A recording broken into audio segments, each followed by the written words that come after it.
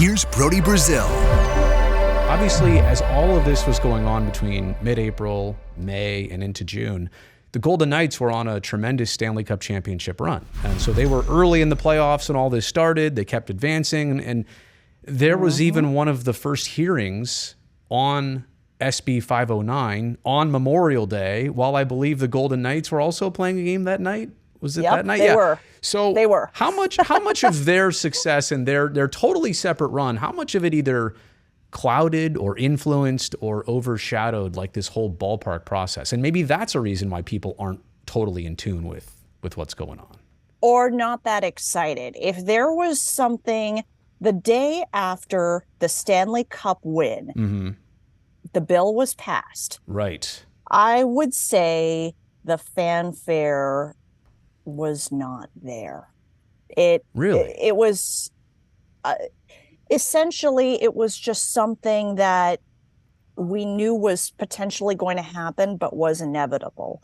Bill Foley and the team here, the VGK, it's beloved, and it's very well known that they did it all with no public funding, no public financing. Same for the Aces as well, who won the first WNBA World Championship for Las Vegas. There is precedent that teams who pay money, who pay great payroll, like Bill Foley, can do a very good job.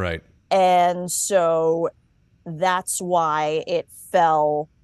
I would say the announcement fell flat. Now, were some people who were already really for it excited? Sure. Yeah. But among everyone else, it didn't fell flat. It didn't hit the casual fan maybe the same way.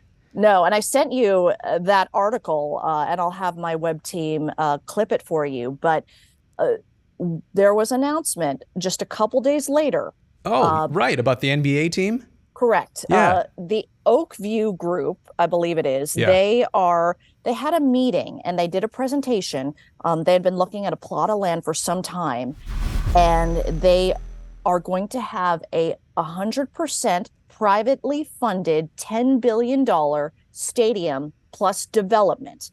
And they said in front of an entire room, no public money to cheers. And this was, like, to your point, this was a few days after $380 million was agreed on by the Nevada State Legislature, right? So interesting, the timing of that. They must have been seeing this play out and knew that they were going to make their announcement afterwards, right?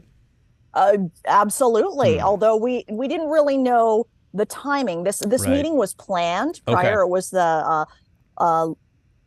Great Las Vegas Greater Economic Alliance. It was a planned, luncheon, yada yada yada, with a bunch of stakeholders. But they pushed it forth. They announced their plans, and there have been talks about an NBA team for a while. And obviously, with an NBA arena, it's easier to secure it's easier to secure private financing because the costs are so much less.